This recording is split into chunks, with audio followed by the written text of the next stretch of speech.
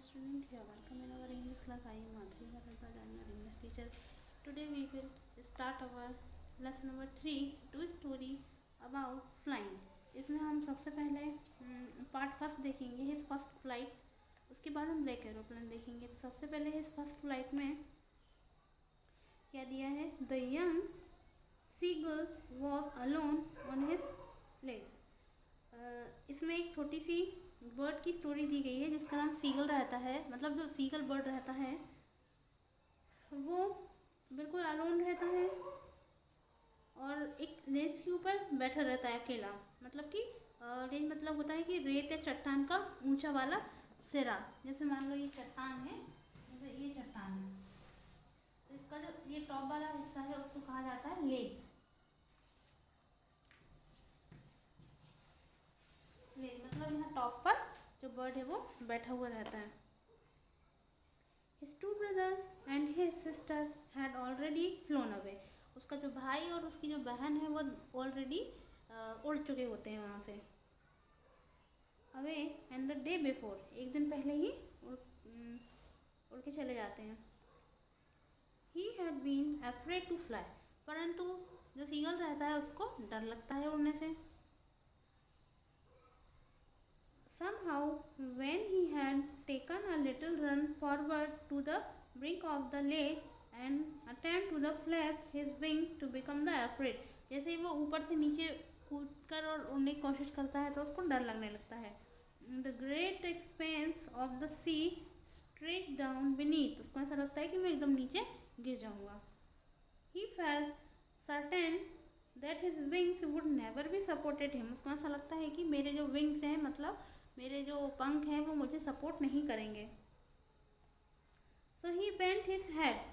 तो वो उसका जो हेड है, सिर है, वो नीचे कर लेता है. एंड रन अवे बैक, और वापस भाग जाता है. To the little hole under the ledge, और जो लेज है उसके अंदर घुस जाता है. Where he sleep at night, और रात में वो सोता है. And even when each of the brother and his little sister, जहाँ पर उसके भाई और बहन रहते हैं, those wings were far shorter. उनके विंग्स इससे भी छोटे रहते हैं लेकिन फिर भी वो नहीं डरते. Then his aunt ran to the brink and the flap their wings. वो अपने जो विंग्स हैं उसको फ्लैप करके और वो उड़ जाते हैं. And flew away.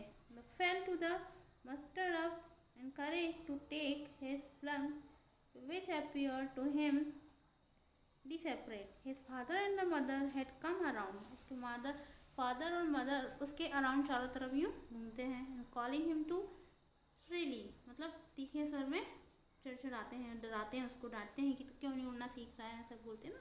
तो हमारे घर में भी जो पेरेंट्स हैं, यदि हम कोई काम नहीं कर पाते तो वो हमको इनकरेज करने के लिए कहते हैं. upbraiding him and the threatening to let him starve on his leg unless he flew away, but for the life of him he could not move. ताकि वो लाइफ में कभी पीछे न जाए. That was the 24 hours ago. 24 घंटे पहले की बात है. Since then nobody had come near him. उसके पास कोई भी नहीं आता है. The day before, एक दिन पहले ही. All the day long, पूरे दिन he had watched his parents. वो एक दिन पहले ही वो अपने पेरेंट्स को उड़ते हुए पूरा दिन वॉच करता रहता है. Flying about with his brother and sister. भाई और बहन भी उनके साथ उड़ रहे होते हैं, सबको देखता रहता है. Perfecting them in the art of flight, क्योंकि वो उसको उड़ना सिखाते हैं इसलिए वो देखता है उनको. Teaching them to how to skin webs and how to be dive for a fish, कि फिश को पकड़ने के लिए हमें कैसे डाइव करनी है, कैसे उड़ना है, उसको सिखाते हैं. He had in the fact seen his older brother catch his first herring and the devour it. और उसके जो ब्रदर और सिस्टर है वो कैसे फिश को कैच करते हैं, ये सब चीज़ें उसको सिखाते हैं. Standing on the rock while his parents circle around raising a proud cackle. और उसके जो पेरेंट्स रहते हैं वो चारों तरफ उसके मूव करते हैं. All his the morning whole family had walked about on the big plateau. और दूसरे दिन सब लोग वॉक पर प्लेट्यू की ओर चले जाते हैं. मिडवे, बीच में. Down to the opposite the cliff, turning him with his cordy. उसके बाद में भी वो बिल्कुल डरपोक जैसा रहता है, उसको डर लगता है. The sun was the now ascending in the sky. जो सन है वो स्काई में रहता है and the breathing to his leg and faces the south. He felt the heat because he had not eaten since the previous nightfall.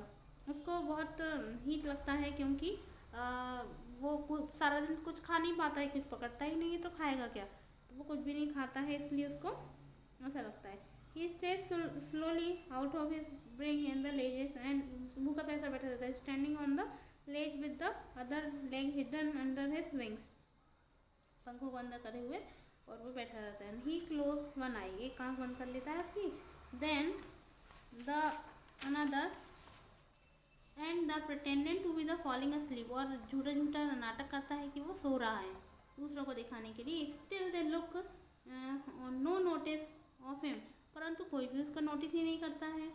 He saw his two brother and sister lying on the plateau dozing with their hands, और वो देखता है कि उसके जो दो भाई बहन है वो बड़े मज़े से ऊँगते हुए सो रहे हैं. It's enough for today, we will continue tomorrow. Thank you so much.